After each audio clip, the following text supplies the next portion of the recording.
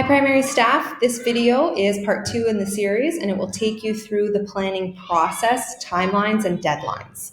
So all of the planning will always be done the week prior, starting on Monday morning, where the grade level leader will create the slides where the planning is going to happen. So grade level leaders, you are going to go into your shared drives. You're going to open the distance learning program, primary school, and whatever grade level for which you're the leader. I'm going to pretend I'm grade 3. In your folder, you'll see you have 2 Google slideshows, one that's labeled master and one that's labeled template. Monday morning, when you're ready to start the planning for the following week, you're going to open the template, and this is always going to be a blank template of the planner. It's view only, and that's intentional to make sure that we never lose that blank template. So then after you open the template, grade level leaders will make a copy of the entire presentation. They will label it with the grade level, DLP for distance learning plan, and the dates of the following week for which they're planning. Once the copy is made for the following week, then the grade level leader will share it with the members of the homeroom team, as well as the single subject teachers that will contribute their planning to this planner. Once the planner is sent, then everyone can start their planning. The first 4 slides will be static. Make sure that they're not deleted or changed in any way. Starting from slide 5, the dates will need to be updated for the week of planning. Homeroom teachers will record their planning for the following week. Single subject teachers will record their planning for the following week. And both homeroom teachers and single subject teachers will record their planning for the going further activities. Monday morning, the grade level leader will create the copy and send it to all the appropriate people. Monday, Tuesday, and Wednesday is when the planning will happen.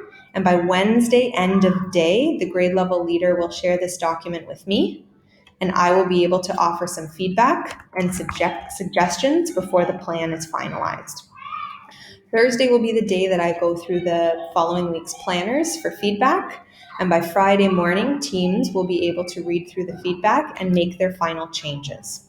By the end of the day on Friday, the following week's planner will need to be entirely finalized, and the grade level leader will then transfer the weekly planner onto the master planner on the document.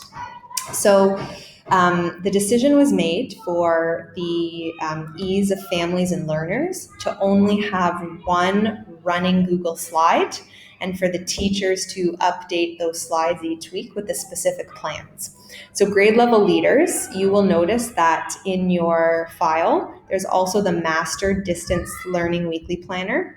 This is the Google slideshow that will be linked on the website and accessible by families. So every week, when the week plans are finalized, you will copy and paste those week plans into this master planner. Every week, the most recent plans will be at the top of the slide.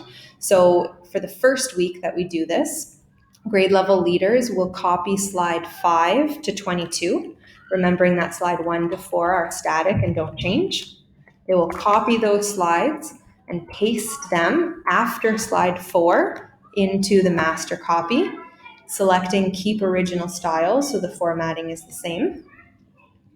So when families open up this weekly planner on the website, they'll always see the first 4 slides, and then the 5th slide will be the most recent weekly plans. So if it's the second week of distance learning, the grade level leader will still put the following week's plans after slide 4.